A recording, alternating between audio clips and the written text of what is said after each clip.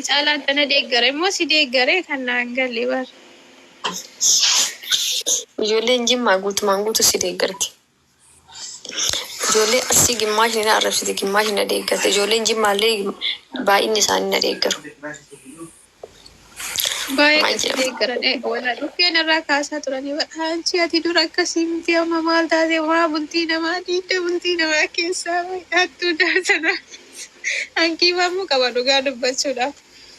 Dhiifamuu qaba. Baay'ee natti fakkeessitan hattuu nagootan deemtanii deemtan. Ijoolleen Arsiidha.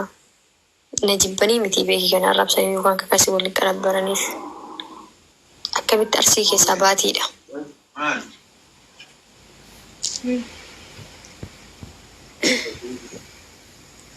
Ba'uun kee waan hin oolle gurratti siin cala'u ijoolleen Arsii. Ba'uun sii waan hin oolle simammaa dhugaa dubbachuudha. Shakkiin qabaatina. Namaaf digdamii ja'a dhufaa jiru.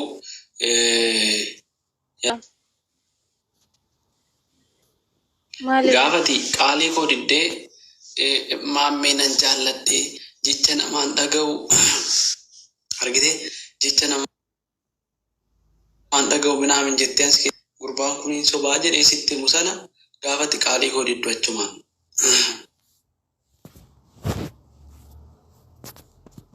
An dhagee bar qaalii kee guumaan ergataa jira irraa qabu. Wasi guyyaan eegaa fi teeruma balaa barbaadda. Taayi lakkii hin deddeemi. Rakka deeman isin. Naan hidhamu harka koo. Gumaan dhugaa dubbachuuf yeroo siin akkanaan bareedde qalbii isaa cabsitu natti tola beektaan. Xiqqoo si amma maa inni beektaa maammee koo. Xiqqoo si amma maa inni beektaa. Waraana malee lafa naqetti seenaa koo baatamee deemamu. Wallahi guma wallahi kanaan booda naan qotadhu ankeeti naan qotadhu kanaan booda akka barbaaddetti sii taatetti intalli sii taatetti miti bakka ati hojii kee hojjettetta akkan qorataa godhisiin jedhe sanas gooteetta nagarsiifteetta waan isin jedhe wallahi naan qotadhu kanaan booda guma yoon maammeedhaaf hanaaniin addan baasin harraban dhufee asirraa buqqisala na argitamti lammata maammeen koomentii nama barreessee naan bakka ni deemu hundattiin iskiriinshuut godhaa deemu. Laayivii nama wajjin seeneen bakka ni deemu hundatti waraabaa deemu. Naa waraabaa guys, naa waraabaa. Jecha kana naa waraabaa. Waan gochuudha yaaddu ati baastee hin dubbatin asirratti. Hin dubbatin gochaan agarsiisu malee. An akkasii bareedu. No jechuun nan no ati dhiisati. Waan an sitti munan dhageenyatti gaafa duraa diddee maammee malee itti amma si fuudhee dhugaa dubbachuuf durba duudhaan itti kenne. Biqiltuun obboleettii dhaadhas boris. Biqiltuu siister nachi. Gaafa fuutu durba duudaa fuute amma deebistee obboleettiidha jettaa. Maal jechuudha? Yeessitee boollatti dhandhuma jechuudha. Gaafa sana. Gaafa warqii isheerraa fudhachuu obboleettii miti jaalallee turte. Durba duudhaan. Maammee intala si ammaa kana yookaan gadhiiftu ta'e anaafati bakka amma booda. Tumattiin dhufu wantumti sitti na fidu hin jiru kanaan booda nagaa rabbiitiin jireenya koo jiraachuudha. Intalli aqil qabeettii mana keessatti utuun sossobuu kanaan harka kootiin guddise jechuudha. Qorata guma sa'aarra fiitii kootis gaara sa'aatiin 8 geera.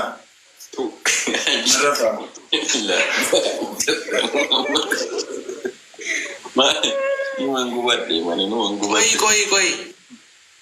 Guyyaa tokko eenyuun akkana irra kaate beektaa?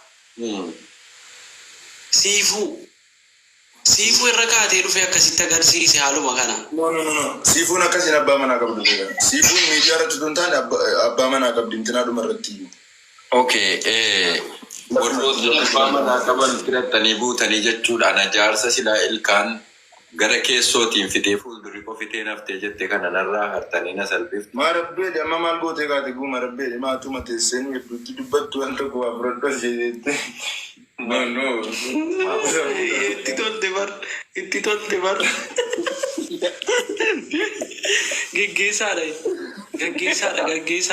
Waa biraatti hin jedhin. Gaaf tokko Hadiisi garuun dubbadhu. Gurbaan waada nu balleesse rabbumti haa eegu malee dhugaa dubbachuu waada nu balleessee jira.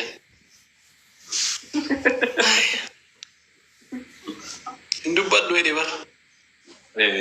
Biqiltuu. Wayye. Amma maammee kana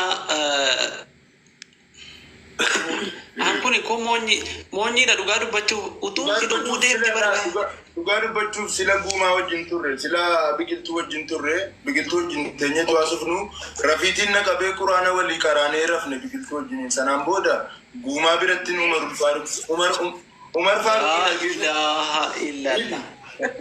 Naa walaabaa jechan jedha yookaan. Umar Faaruqiin argeen wallahi quraana walii qaraanee biqiltuu wajjin saamee kaasofnee rafeem qaata rafeem. Achi Umar Faaruqiin walalleessaa argeen baay'een dinqisiifadhaa mucaa kana guumaa gadhee Umariin an dubbisaa deemu gale. Maammee koolaan siifa hubadha sii galee anaa rakkisu sodaa koo. Ati nama gaarii beeku. Lasaasicha lafa kaayyeeru matachee ol fuutanii bakka namni seenaa sanatu ba'a seenaan dhaabne sana baafte. Guuma bakka eeguma takkana sodaatte wallaahi bor bareecheen ediitii godhe ammoo itti deebi'ee bareeffadha akka bareechanii siin cabsachuu ta'u. Maal na ajjeefte haadha manaa kootii gadhiisisiifte jette malee. Jabaadhaa waan jiru haasaa takka tuutuun talliin bahin deeme shira waraabbataan jira waan ta'eef. Ayyee meera keetii qorataa koo akkasii nuti jirtu naa laali. Bakka guuma saarra fiitii kootii geera nagatti. Saan saddeet geera nagafa. Ayyee kan bareeda siikoo guuma wallahi isma dhugaa kan bareedan talichi laa ilaa. Intalli baay'ee. Kuteeka. Akka qorataan turan baay'eedhaaf liba. Biqiltuu. Baay'ee. Akkamumatti jirtame mi'ati nagumaa. Nagaa kooti wallahi alhamdulillah. Akkuma bareedu. Haaruun kan rabbiiti wallahi maashaallah. Amtuun sin argina obboleettiif ola. Gosi akka keessanii kana bareechee obbolaanaa godhee jechuudha. Irratti qeerroo mataa nabruuf kaati. Sababa keessan tiktookiin kan koo waatti hojjetame jechuudha. Guddachuu dide. Hin abaarame. Keenyuma sii Maammee dabar. Maammee harka keessaa qaba. Maa isattu dhaqee deemu. Maammee harka keessaa qaba. Waatti katabsiise jedhan.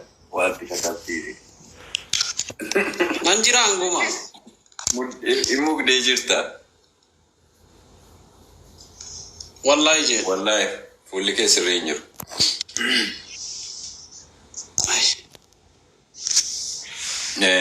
shabakaa keeti. Shabakaa keeti.